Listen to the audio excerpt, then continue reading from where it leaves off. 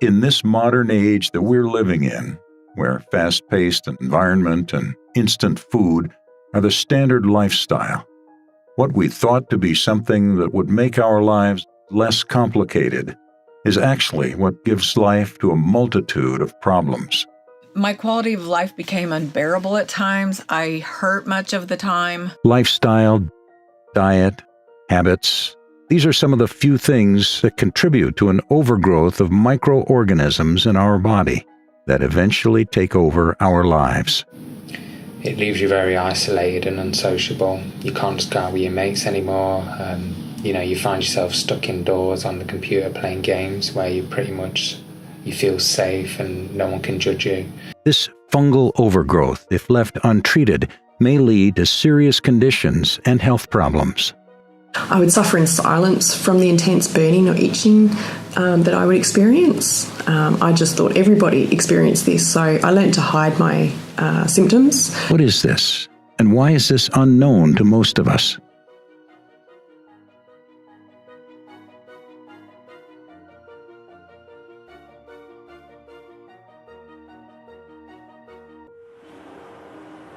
The human body has hundreds of trillions of living microorganisms, also known as the normal flora.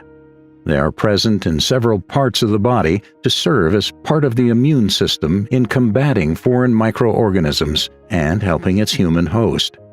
However, these microorganisms may become harmful if an individual is immunocompromised. This could lead to several types of health issues, one of which is Candida overgrowth, or known as candidiasis. Eric Backer, a Candida specialist, provides deeper insight on this topic. So Candida is a yeast, it's a naturally occurring yeast in our body. It's estimated that between about 15 to 20% of women, for example, have this naturally occurring vaginally, and 70-80% don't.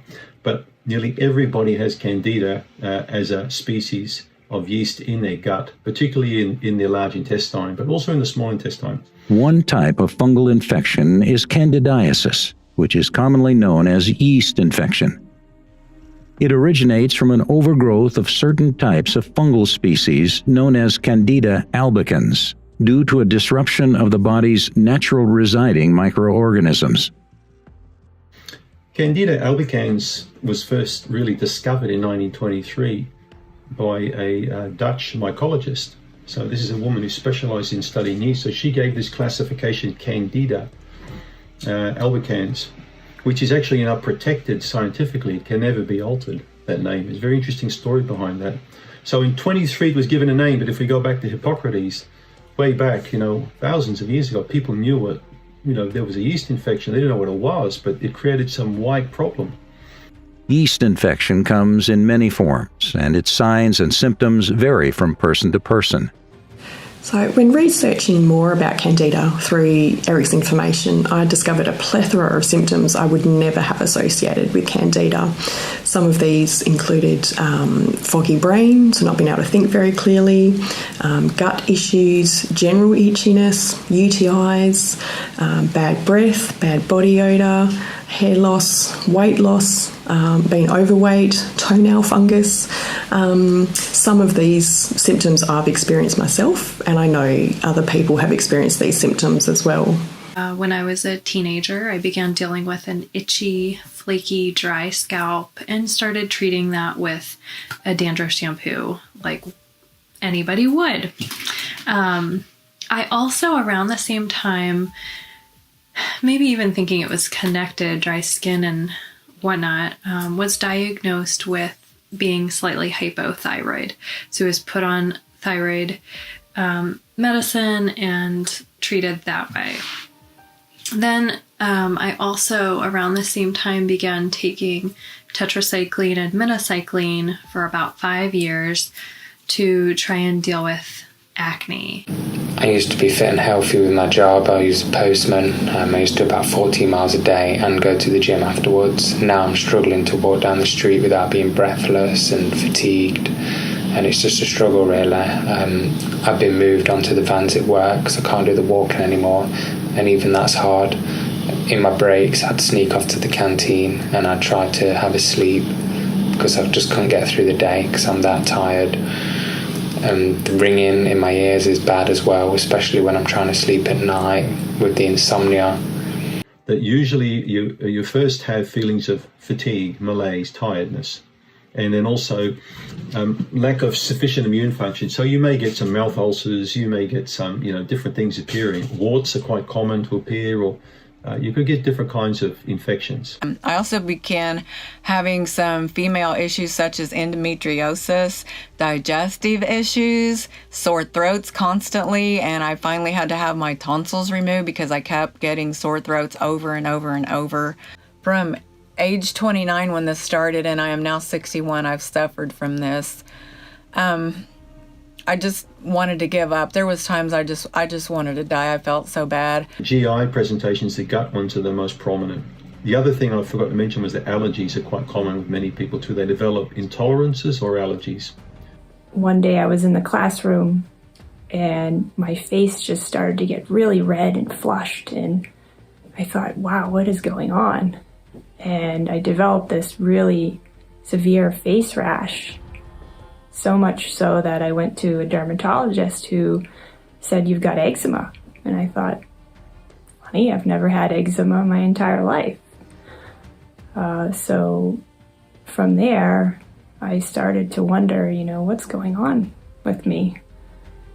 And not too long after the eczema, I started to have some new symptoms where I was feeling pretty tired and lethargic, and I was eating food. I had an appetite, but after I ate, I would feel kind of crummy, and my stomach just always felt sort of sour.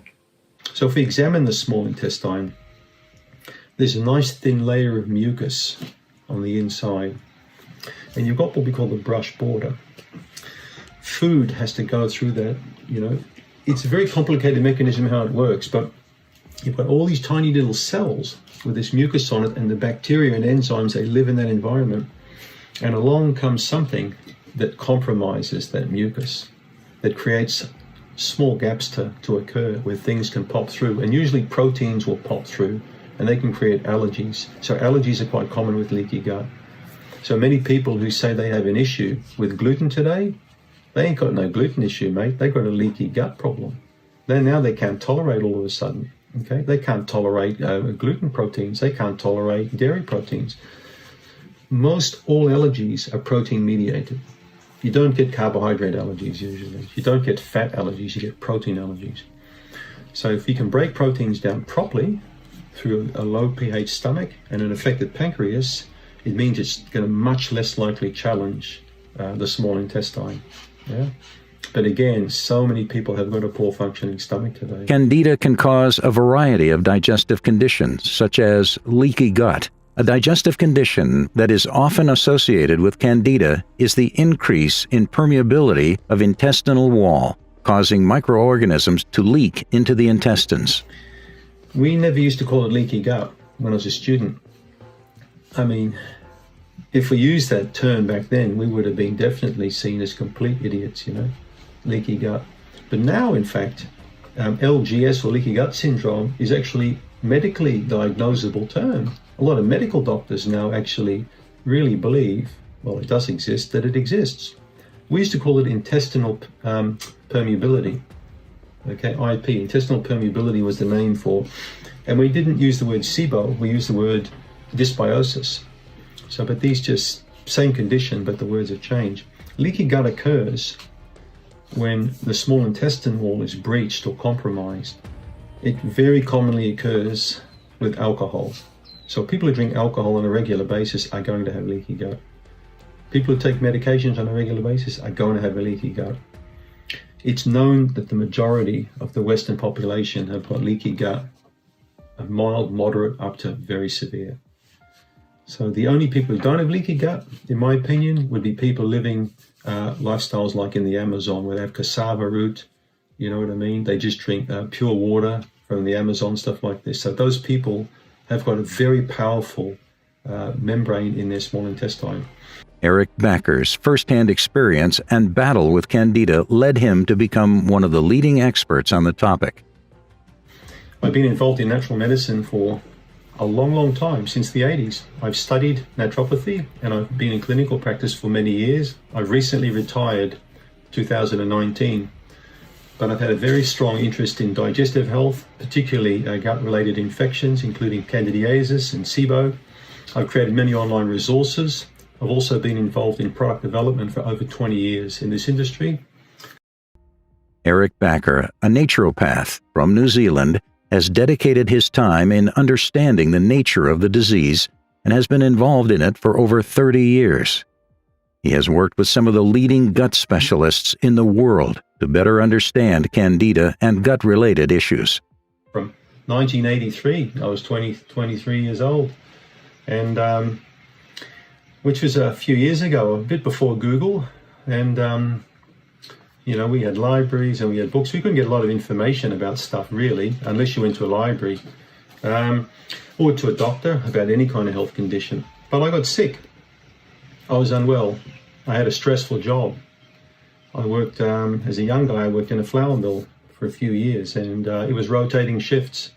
So, one day afternoon shift, one day morning shift, one week midnight shift. It was everywhere. So I got quite sick, stressed, which I later on discovered was basically adrenals. My adrenals had burned out. I also started developing cravings and, for sweet foods and things like that. Then within a period of about a year, I got quite unwell. And then I decided, well, I better see the doctor. And of course, I got antibiotics and I crashed really bad. Man, did I crash. I was so sick. I've never been so sick in my life. Candidiasis is also common among people who are taking antibiotics because the antibiotics kill the bacteria that normally live in the body and compete with Candida, allowing Candida to grow unchecked. This is just one of the many common denominators that Candida sufferers share. When I was about 9 years old, I was diagnosed with Crohn's disease, and in that time my parents and myself obviously were completely depending on the doctors and the medical standards at that time.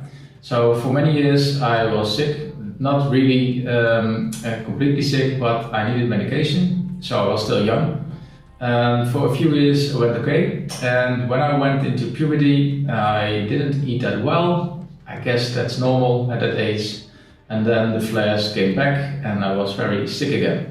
At that time I also had some complications. I had a leak in my large intestine, and that causes abscesses in my tummy, and therefore I needed to have a lot of antibiotics at the time, I guess for a few months eventually, before they were able to kill all the bacteria, and that was not good, obviously. The infection occurs when an imbalance occurs, and there are many reasons why you can get the imbalance. We get it when something's not right. It can either be a pharmaceutical medication, short-term or long-term. It can be a diet, but often there's a stress underpinning the reason why we get it. So we're not doing something right. We've done something wrong, and often for too long, and then the imbalance occurs, and then the Candida will take off. Because we've destroyed our flora, we've upset the balance, we've created a problem. Eric Backer compares gut to a dying Amazon forest, in which our gut in this modern time has lost its natural environment. I was watching the Amazon burning, and I thought, man, this is so bad. When I was a kid, we had all this forest, and now it's getting small. People's guts are the same now. People used to have much better populations of bacteria in their gut, and we know that historically by looking back. But people are burning and trashing their gut now with stress, with alcohol, with chemicals, with toxins, with everything that was affecting the gut.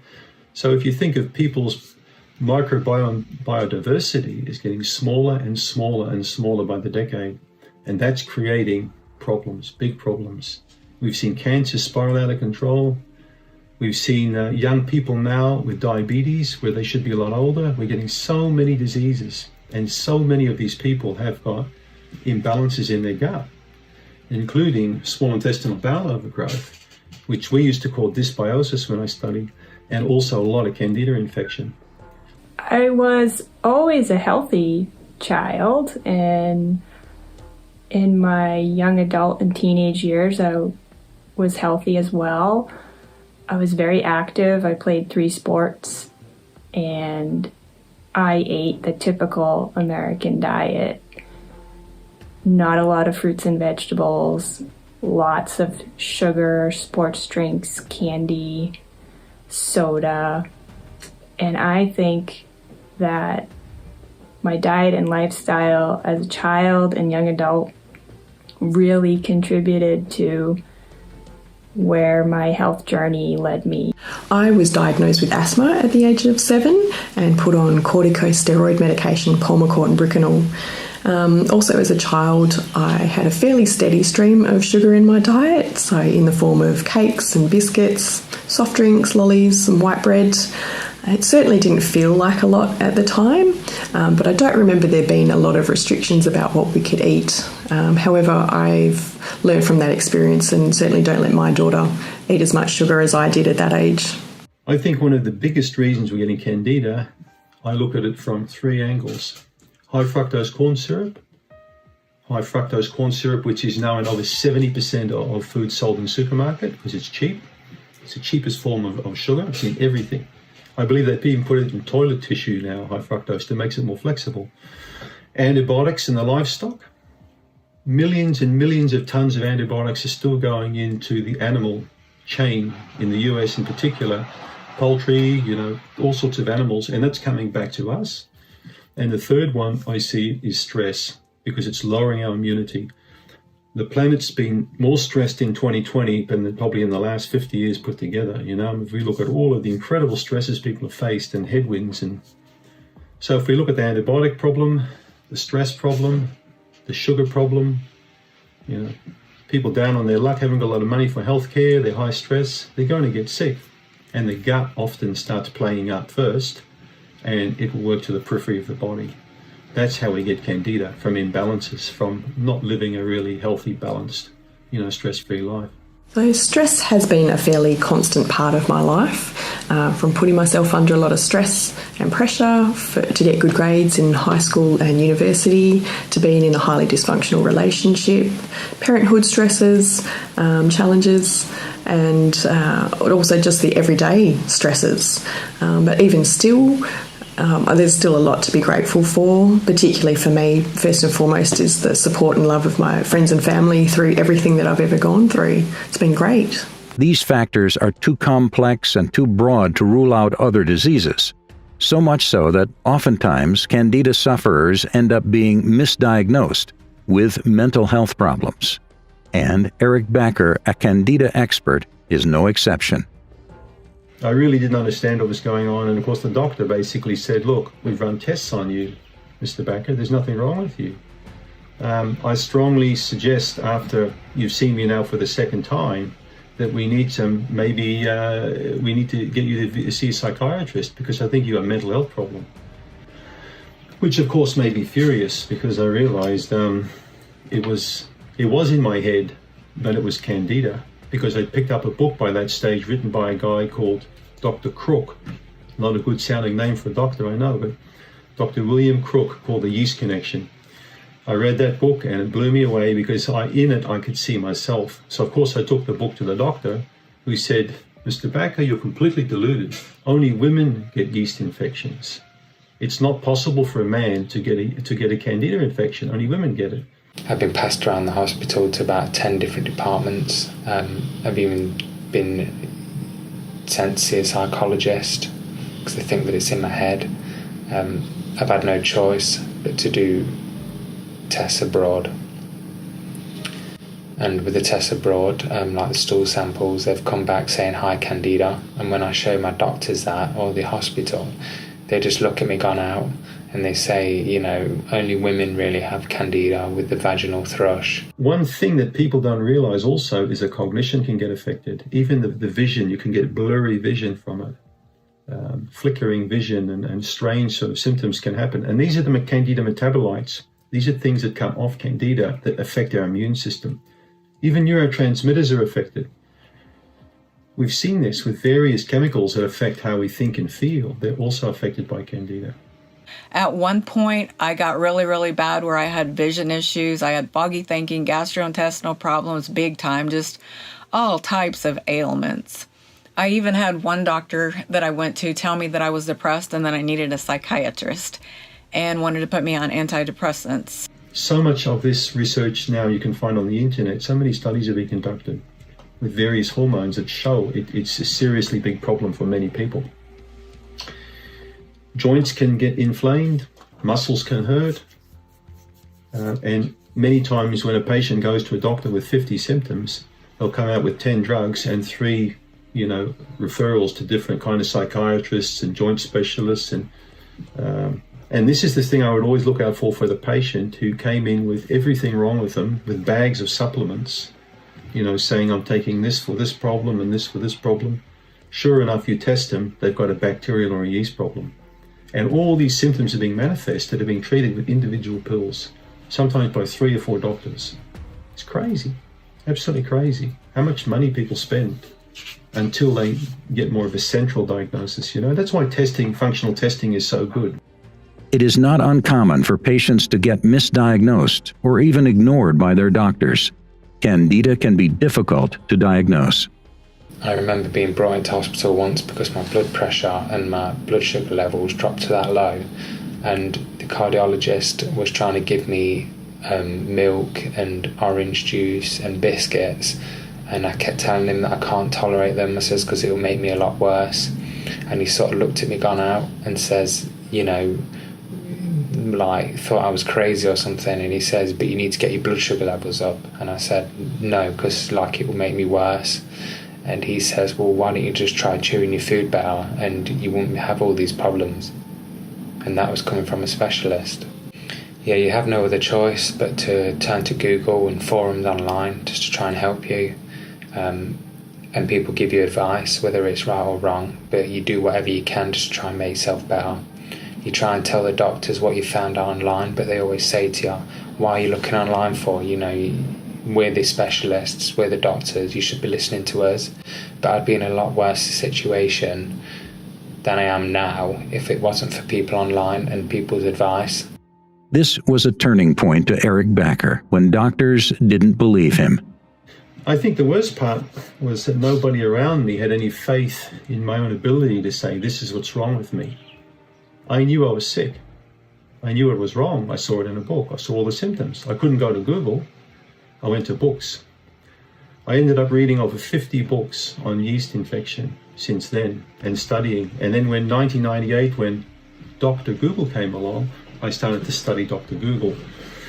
And since then, of course, I've been, looking online, but you'll see behind me a lot of my old Candida books. I've got heaps of them, and some of them are very hard to get. And I've got some awesome books going right back to Dr. Orion Truss, who wrote a book in the 70s, The Missing Diagnosis.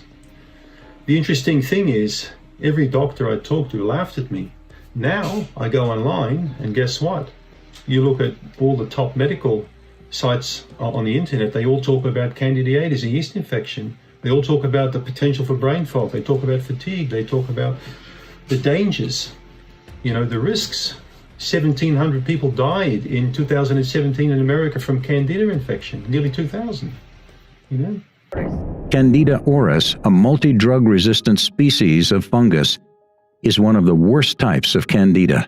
And now we have emerging threats which are bad. We've got Candida auris, which is seriously bad because all the 3 top Candida drugs now, it's resistant to them. Doctors are freaking out, but they laughed at me back in the 80s. They're not laughing now. It's a serious problem, Candida infection. In a recent study conducted by scientists from Umeå University, they found out that the yeast Candida albicans can survive in low oxygen environment, hence shedding more light on Candida albicans' characteristics and virulence. So when we're infected, our immune system gets very affected. One thing people don't realize is the Candida byproducts. So when Candida dies, it releases various toxins in the body. It also gets broken down into different types of toxins. Candida has the ability to shapeshift from one form to another. Okay? It can travel through the body. it can actually even alter the chemistry of the blood to make it travel faster through the blood. It's very smart. I call Candida the Darth Vader of germs. Without proper understanding of what the nature of the disease is, one may easily acquire Candida infection without knowing it.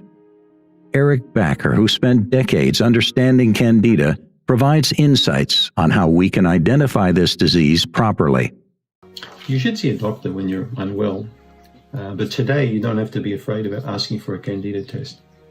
Okay? Most doctors now, maybe not medical doctors, but most naturopathic doctors, or doctors with an interest in integrated medicine, combination natural and medical, they can test you for Candida. So there's different tests you can do. You can do stool testing, you can do blood testing, you can do saliva testing. So in my book, I wrote about the 7 ways to test for Candida, because there's home tests you can do as well.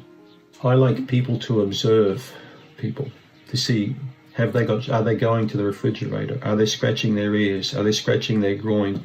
Are they saying, honey, have we got any of those chocolate cakes in the fridge? Those are the things. Can you go down and get me some more beers? That's one test, okay? It's interesting, but it's a test, because if a person keeps hammering the other person about something sweet, it's a test. Then there's the scratch or itch test we talked about. That's another one. So these are home tests. Now, many people have heard about this spit test, where you spit into a glass, okay? And it's been called bogus, that it doesn't exist or it's not true. Well, it's not really an indication of Candida, but what it is an indication of, there's something not right with that person's digestive system.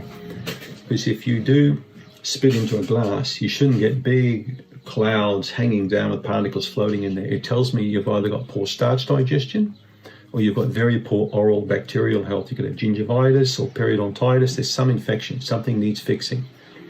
So it's a key indicator. It's a flag for gut problems, that spit test. But it's not like a red flag for a Candida infection. See? After the albendazole treatment, I asked my primary care if I could get the comprehensive stool testing done. She had some reluctance because she wasn't sure about how to interpret the results, but she said, let me refer you to integrative medicine. They can help you with that testing. So I set up an appointment with an integrative medicine doctor, and I saw her in July. I completed the testing with Genova in September, and my integrative medicine doctor went over the results with me and said, they found blastocystis type 8, and there was also a high level of yeast in there. So from there, she recommended that I see a naturopathic doctor. The tests, the more recognized tests, are the stool test, the comprehensive digestive stool analysis. That's probably one of the most, I'd say, scientifically validated tests, because you take stool, which obviously comes out the large intestine, and it's checked for yeast. If we can culture live yeast from that stool, it's bad. People should not excrete live Candida from their bowel. Okay, if the Candida didn't die higher up, it means you've got excess Candida in your body. If you're passing out live yeast, my next question is, excuse me, sir or madam, whatever, do you have an itchy butt? It's funny you say that. It's embarrassing, but yeah, my butt's itchy quite a lot. Every now and then I've got to rub my butt, and it feels better when I wipe with a bit of paper and things like that. So, the diversified characteristics of Candida infection causes difficulty to sufferers in fighting the infection. However, taking these tests gets you one step closer to fighting Candida. Needless to say, there is no one single medication that will put a stop to Candida infection. There's no single medication for Candida. Pharmaceutically, there are 3 classes of drugs that are used. The most common drugs are called the azole drugs. Ketoconazole, fluconazole, these sorts of medications are used. Garlic, especially allicin extracts from garlic, has proven to kill fluconazole any day. It's better, it just works. And it doesn't create resistance against Candida. Fluconazole does. right? It creates resistance. I've had patients on fluconazole, sometimes weekly, for years on end for vaginal infection, didn't do a thing, whereas the Allicin took it out in 3 weeks. Yeah, it's sad, but true. So there's no single medication. It depends on the type of candida we're dealing with. There's so many natural agents that are effective against it, but pharmaceutically, it's getting less by the day, yeah. Diet and lifestyle modification is one of the best ways to get rid of candida. This means we have to take care of our body by eliminating stress, cultivating good bacteria in our gut, avoiding toxic foods, and taking probiotics. You need probiotics also to keep the bad guys at bay, all right? If we don't have a police force or we don't have a law enforcement, what's going to happen? We're going to get overrun. You need the good guys to keep the bad guys in check. That's why we need them, all right? And that's one of the primary roles. But there are many other roles that the beneficial bacteria confer. They also have an effect on motility of food and stool through the gut. They even have a controlling factor in hormones that regulate how we think and feel, all right? The gut is considered the second brain, the enteric nervous system. So, for example, hormones like serotonin are produced predominantly in the gut. Now, serotonin works with beneficial bacteria. People with very good levels of beneficial bacteria, guess what studies have shown? Are more positive, are more optimistic, they feel happier, they're more productive, and their life's going good for them. People with low levels tend to have more issues with neurotransmitters. They can suffer more from anxiety, cognitive dysfunctions.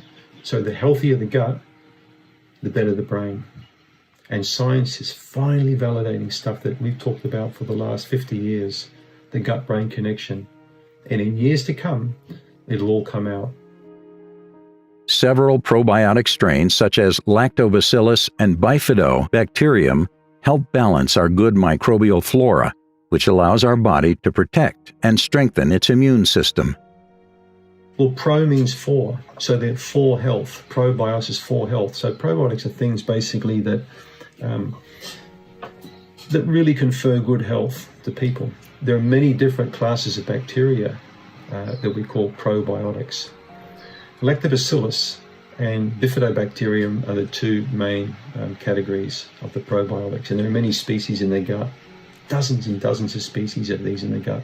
But there are other larger family of bacteria that are also considered beneficial in the gut. You need probiotics because they confer massive benefits to the body. Some of the benefits, for example, include controlling and regulating your immune system. It's estimated that between 60-70% of your immune system is in the first 3 inches of the small intestine. Okay, so most of your body's immunity is in a small area, and it's put there for a purpose, because everything that goes through your gut is checked by that immune system. So you've got a lot of immune activity in that 75 millimeter area, a lot of it. Now there's a tremendous amount of bacteria around that area, okay? Beneficial bacteria, okay? A lot of enzymes in that area that control everything.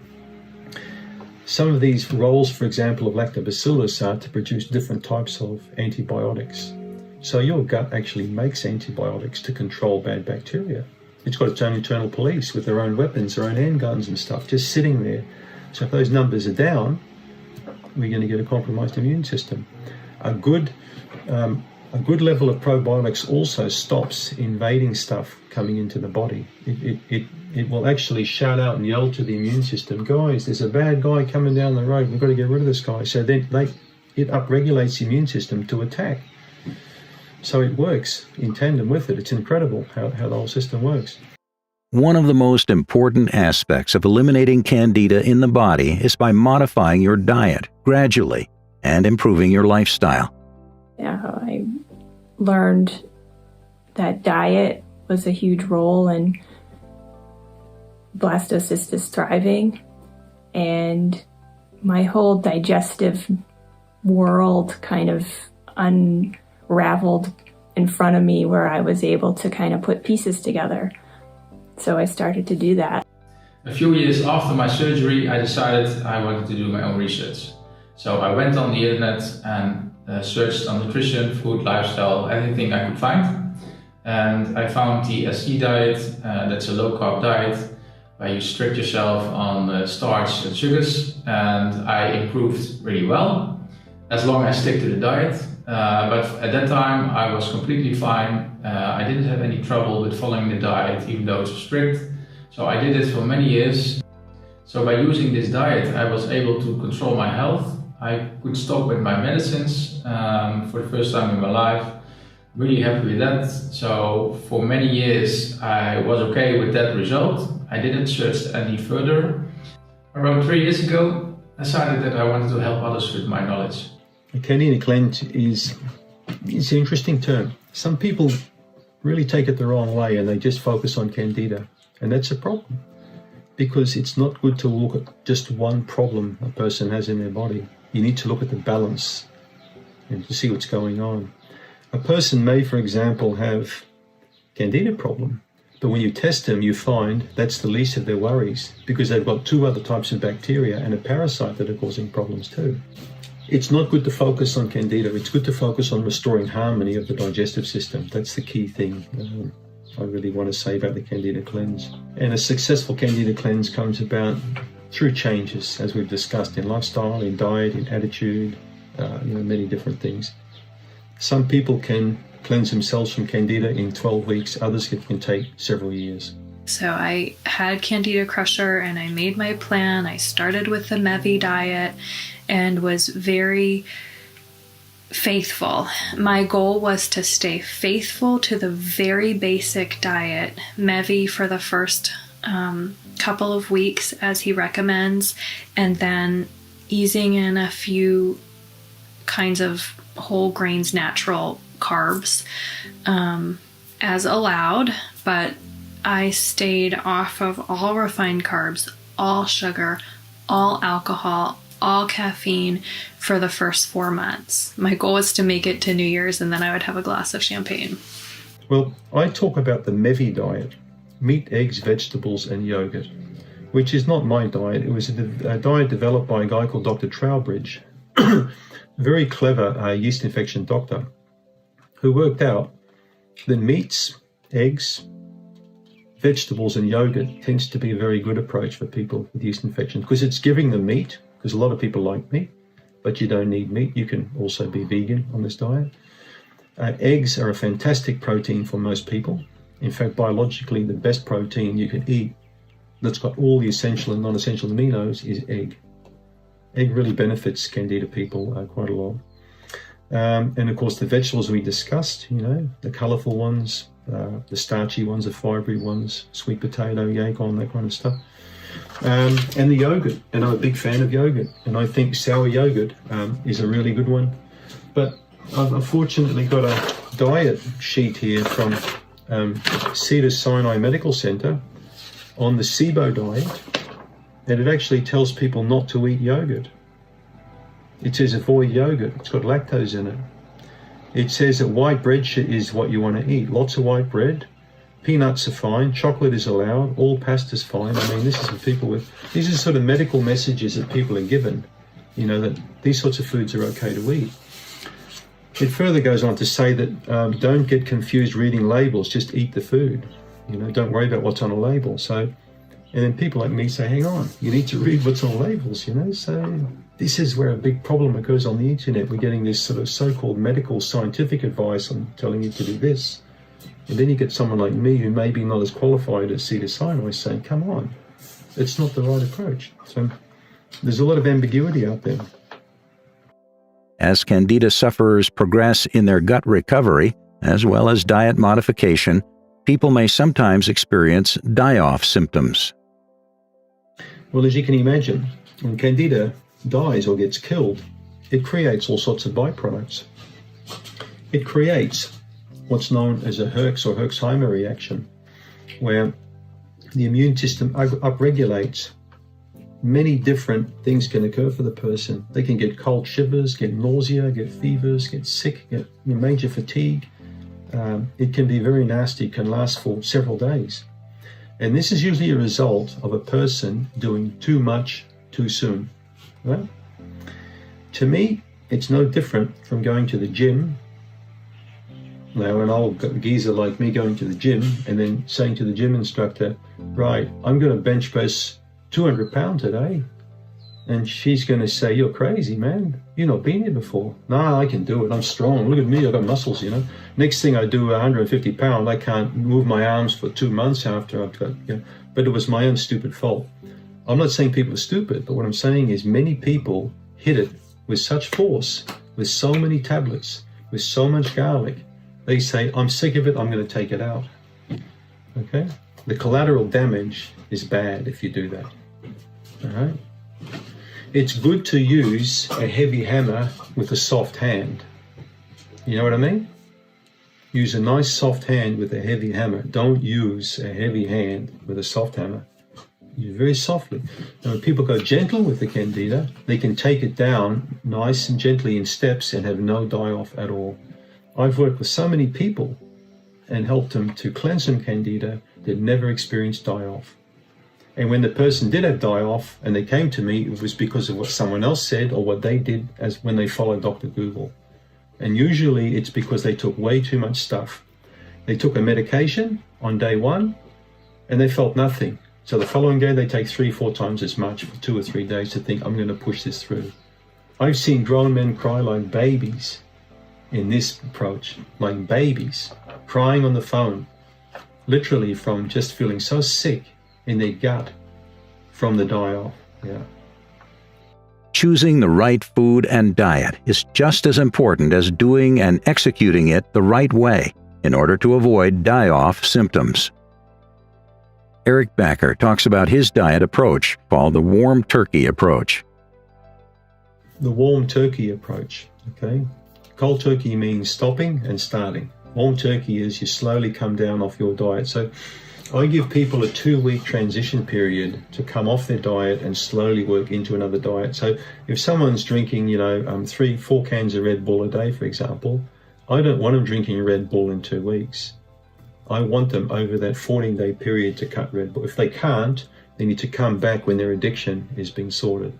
Whether it's an alcohol addiction, a Red Bull addiction, I don't care what kind of addiction. If there's an addiction there, that's a different ballgame, But they must be at a position after 14 days where I can start working with them. The diet may not be perfect at that stage, and I don't expect it to be. I expect to work with that patient over a period of 3 to 6 months to slowly tailor that diet to suit that patient. Okay, because I'm not that lady or guy in that room. I'm here. I've got a different culture, different climate, different diet than that person has. So I'm trying to work the best solution for that person. So that's the difficult part about my job. There was no succession when I left. I didn't train anybody when I do. You can't train people in specific type of work like this. You just can't. Well, the main foods that we really want to avoid, as I mentioned, is probably most of the stuff you get in the supermarket. Okay? The processed foods, packaged foods, canned foods, candy, ice creams, any of that kind of stuff. A real big one is soda drinks because they're so full of sugar today. And diet foods are so bad because they have all these artificial sugars in it. So people eat these like low-cal diet stuff. It's no good. I was shocked when I was in America to see how many yogurts have got artificial sweeteners in them. It's crazy. I had to go to a special health food shop and I found a couple of containers of like a proper sour yogurt and normal yogurt. But I said to the lady in the health food shop, and this was quite a significant shop in Los Angeles, I said, why don't you have a refrigerator full of like healthy natural yogurt? And she said, no one's going to buy that stuff. It doesn't taste good. So I worked out when people say something tastes nice, it's because it's got sugar in it. So I'm the kind of person that when I am convinced of something, I go for it. So it took me 10 or 15 years to get to the place where I had all the information and felt comfortable really making this decision to be serious. But once I did, I was all in. And really, it probably wouldn't have happened sooner. Before that, I was a young adult and I was, a young married person, and eating healthily and being very regimented and strict with yourself is really not what young adulthood is like. And so we ate plenty of takeout and enjoyed plenty of wine, and I probably could not have been bothered to get serious sooner. So the timing was right, and I dove head first. And a couple of the changes that I told my husband to be aware of, I knew, as per Eric's recommendation, not to try to change my husband and my child too much, but I did warn my husband that we were going to start spending a little bit more on food.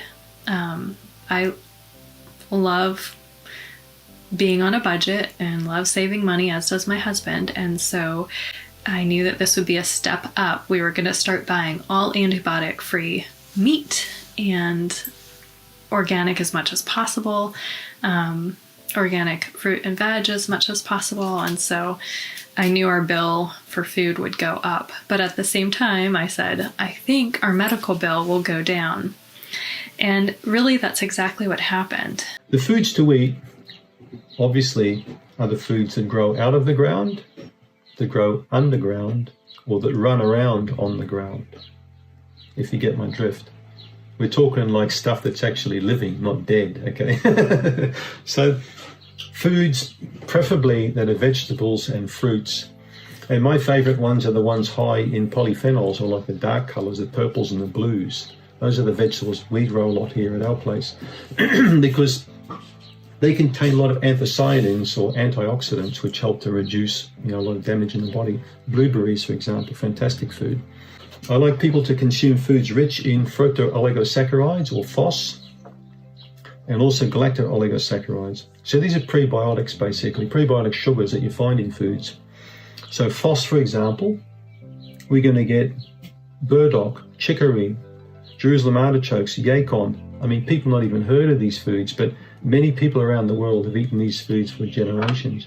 These foods contain sugars and starches in them that are very beneficial for our gut, that build massive amounts of good bacteria. Garlic is another one. There wouldn't be a day going by that we don't eat garlic and onions. We eat them every day. And if you look at Indian people, people in the Asian continent, bok choy, brassicas, onions, spring onions, these are staple foods. Every single day Asian people eat these foods. In America, what do they eat every day?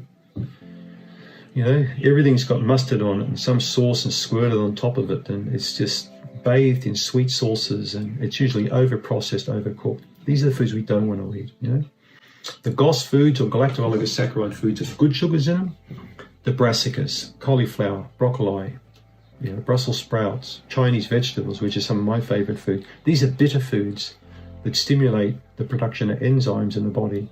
These are foods also that break down to form food for the good bacteria. These are foods also that upregulate our liver function, that allow detoxification, of a lot of rubbish out of the body. This is how people should be eating, in my opinion. Sunflower seeds, almonds, pumpkin seeds, sesame seeds. These are all foods rich in minerals, rich in fiber, and rich in prebiotic sugars.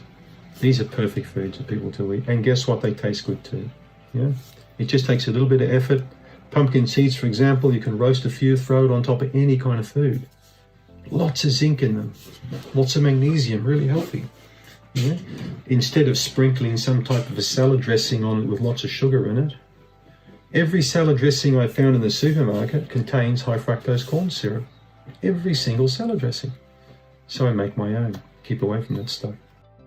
These are probably a handful of choices and information, but they all boil down to the same thing: taking care of our gut health, mental health, and overall well-being whilst maintaining a balanced life. I see Candida issues as predominantly being a lifestyle disease. So I take more time and care with my diet these days, and I also take more time and effort to deal with stressful situations and dealing with that more effectively. If you don't want to suffer from Candida, try not to have too many imbalances in your life. It's like any other area of your life. If you want to have a good profession or a good relationship, you've got to work on it. You have to work on it. And it's the same with the health. You have to look at the different things that make up your health and work on those aspects. Every patient will have a weak link. You know what I mean by the weak link? So something's not quite right. That's why they came to see me. And that weak link could be low self-esteem. It could be an addiction. It could be a sexual problem. It could be a mental health problem. They could suffer from autism, Asperger's syndrome or something. There could be some issue underpinning it. I often take time every now and then to reflect on where I've been during the past 3 years and how far I've come with my understanding about health and well-being. And I really have Dr. Backer to thank for that, because if I hadn't found his videos, I'm not quite sure where I would be health-wise. I'm sure I would be eating crappy food still, and I'm sure, if I had developed this parasitic roundworm infection at some point, which I probably would have, that I may have had a blockage, I may have had serious complications, and that to me is really scary, and I'm really thankful that I found Dr. Backer. And I always tell my family and my friends that, this information is out there. All you need to do is search it out, and if you have questions, ask me. I can help you. And I think that's the most important thing, to not only be your own advocate, but help those that you love be their own advocates as well. Take-homes. The biggest take-home is avoid antibiotics at all costs. So if you have to take antibiotics, make sure it's for a very specific reason and for the shortest possible time. Because in my mind, it's like a nuclear bomb. When you take it, it can sometimes set off a chain reaction you can't stop, and you can get sick for a long time after antibiotics. So be very careful about taking them. Check with your doctor. If you need to take them, then you do. Be mindful of the high fructose corn syrup and artificial sugars. Read labels. Please read labels. Try not to eat much processed food at all. The most processed foods I would ever eat would be canned fish, I would say, okay, like a can of sardines or something. If you can move more towards that, I think your gut's going to repay you 100-fold by doing so. The third point is the water. People need to drink lots and lots of fresh, clean water, and not many people do. They say they do, but in my experience, it's not what they do. They pay lip service to it. Don't use plastic bottles, chuck them away. Get yourself a bottle, like I've got a plastic Tupperware kind of bottle here. This will last me for years. I take it, different places. I don't like disposable. I never have liked disposable. The next point is the sleep. Young people today sleep 1.5 to 2 hours less per night than people did in the 70s. So then they're already on the back foot.